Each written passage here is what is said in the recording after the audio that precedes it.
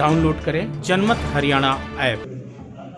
हर एक मतदाता का अपनी ओर से बहुत बहुत धन्यवाद करता हूँ। उन्होंने ऐसे समय में विश्वास व्यक्त किया हमारे उम्मीदवार में, चौधरी भूपेंद्र सिंह हुड्डा जी के नेतृत्व में कांग्रेस पार्टी में, जिसका संदेश पूरे प्रदेश में गया है।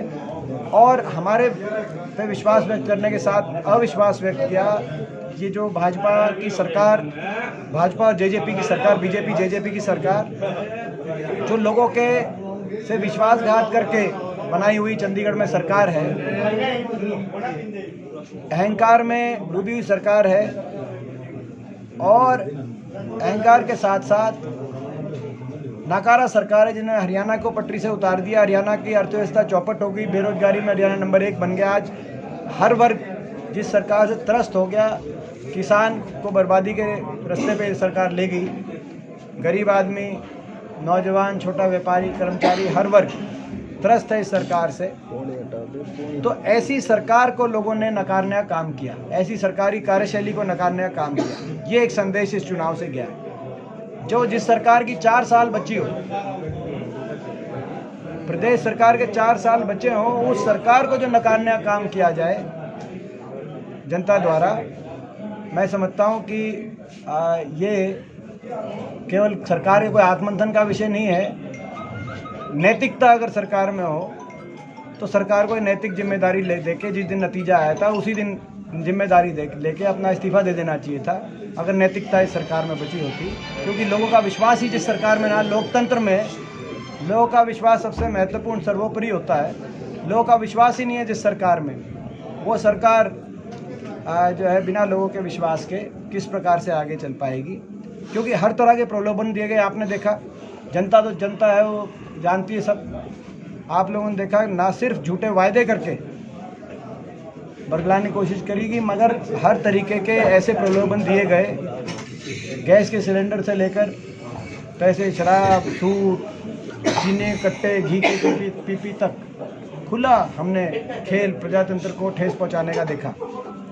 लोगों ने उन सारी शक्तियों को नकारने का काम किया। दूसरी बात, जो आज जो महत्वपूर्ण बात है, जो आप लोग की हेडलाइन बनेगी थोड़ी सी, 6 दिसंबर को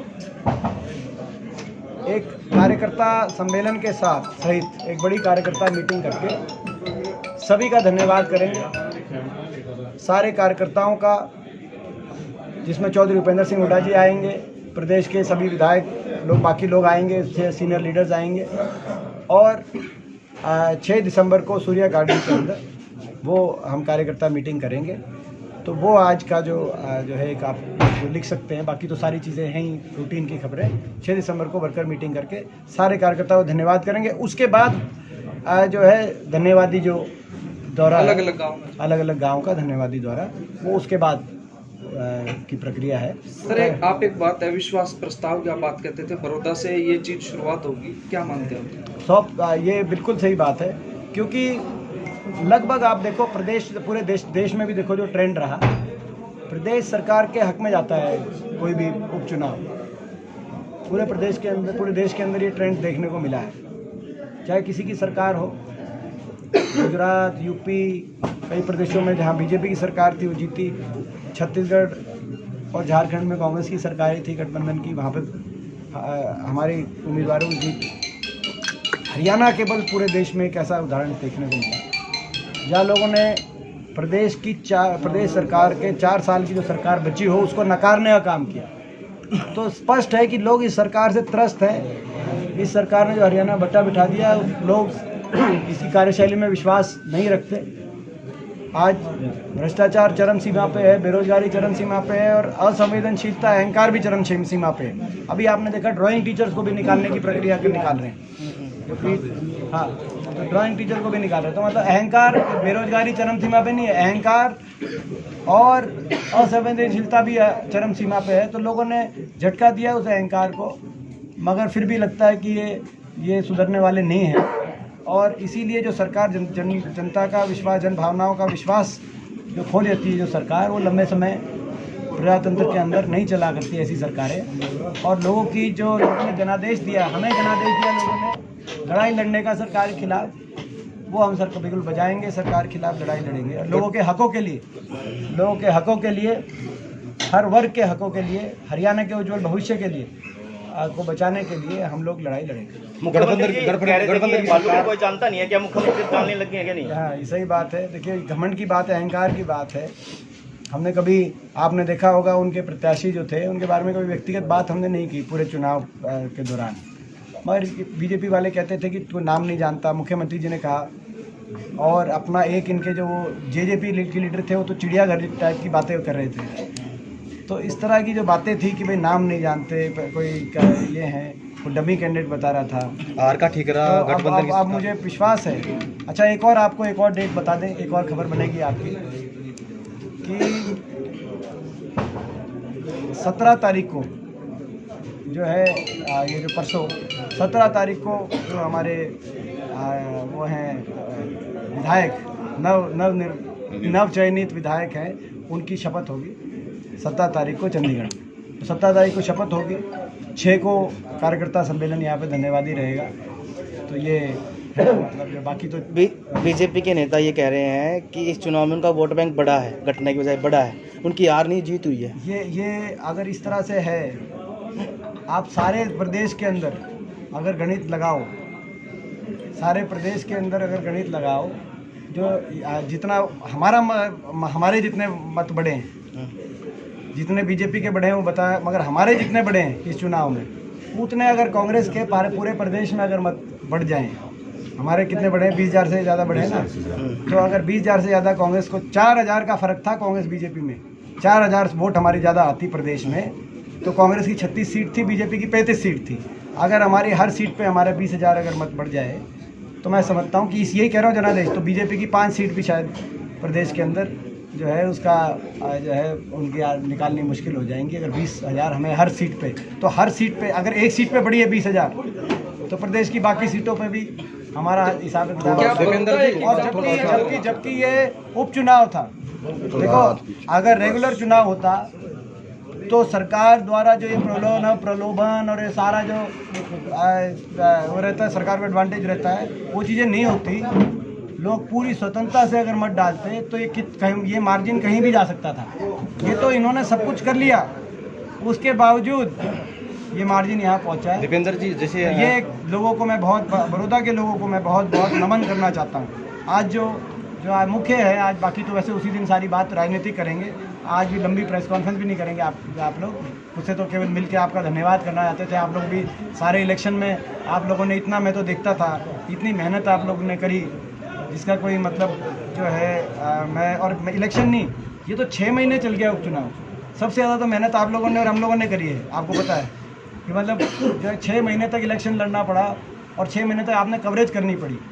तो इतनी मेहनत, आपका धन्यवाद, मैं बारी बारी धन्यवाद करता हूँ। बड़ौदा के लोगों का बहुत बहुत धन्यवाद करता हूँ कि बड़ौदा के लोगों ने जो है अपने स्टैंड पे खड़े रहे। 6 महीने तक सरकार ने सारी शक्तियाँ लगा दी, तरह तरह के चक्रव्यूह रचे गए, मगर उसके बाद उन सारे चक्रव्यूहों को तोड़ते हुए बड़ौदा के लोगों ने एक स्पष्ट संदेश दिया है और हमारे भाई इंद्राज नरवाल जी को विधायक चुनकर मैं समझता हूँ एक बदलाव का, परिवर्तन का संदेश बड़ौदा वासियों ने, और एक ख़ास तौर पे एक ऐसे व्यक्ति को चुनकर जो कि बिल्कुल एक साधारण किसान परिवार, गरीब परिवार से, ऐसे उम्मीदवार, ऐसी पृष्ठभूमि से कोई आया और उपचुनाव में ऐसे पृष्ठभूमि में से एक उम्मीदवार आए और उनको इतने बड़े बहुमत से चुना गया हो, तो ये बहुत लोगों का बहुत धन्यवाद है।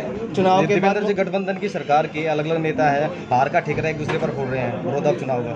मुख्यमंत्री का बयान है कि चुनाव जो जेजेपी के कार्यकर्ता थे उनका वोट उनकी तरफ नहीं आया। जेजेपी कह रहे चुनाव में लड़ा ही नहीं। ये मैं समझता हूँ कि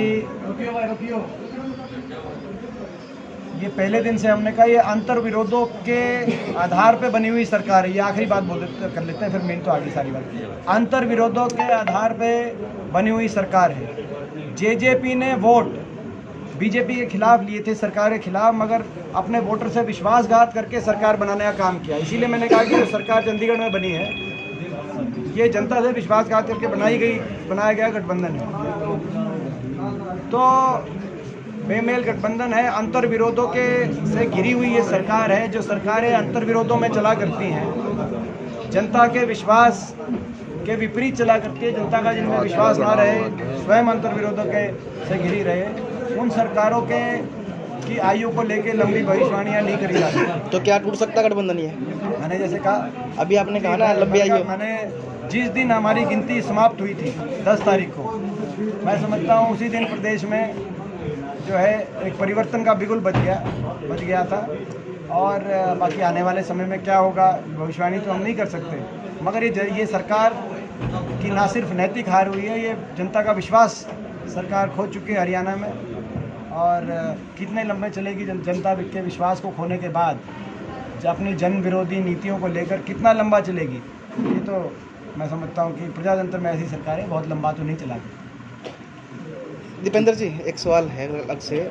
जिस तरह से कल दिवाली थी, दिवाली पे जम के पटाखे चले, सरकार ने पराली को लेकर किसानों पर करोड़ों रुपए का फाइन कर रखा, 5 साल जुर्माना लगा रखा है, लेकिन कितना प्रदूषण फैला हुआ है उसको लेकर सरकार कहाँ कितनी जिम्मेवार मानते हैं? इसको किसको मानते हो? इसमें देखो पटाखे पे रोक भी थी, अभी तो बिके भी हैं, जलाए भी हैं। इस चीज़ में ये कहूँगा कि आज दिल्ली में 8,000 से ज़्यादा केसेस आए कोरोना के, और डेथ जो है वो बहुत ही स्पीड से बढ़ रही है, क्योंकि पोल्यूशन और कोरोना दोनों का। दिल्ली के साथ साथ एनसीआर के सारे डिस्ट्रिक्ट, खास तौर पे गुड़गांव, फरीदाबाद, तो हमारे डिस्ट्रिक्ट्स भी एनसीआर में है। हरियाणा 60% एनसीआर में आता है। तो ये बड़ा,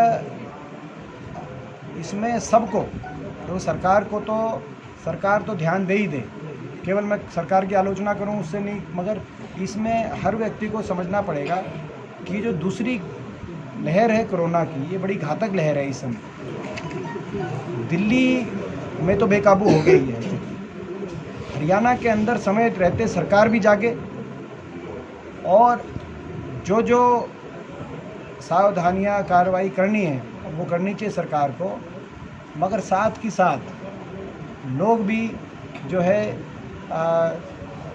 जिसमें हम सब भी आगे, देखो हम लोग सारे बैठे हैं इस रूम में, बहुत कम लोगों ने अपने मास्क लगा रखे हैं। तो ये मैं समझता हूँ कि हम सबको भी अपनी तरफ से इसमें जो हमारी सावधानियां हैं उनको बरतने के मामले में और ज़्यादा सतर्क होना पड़ेगा।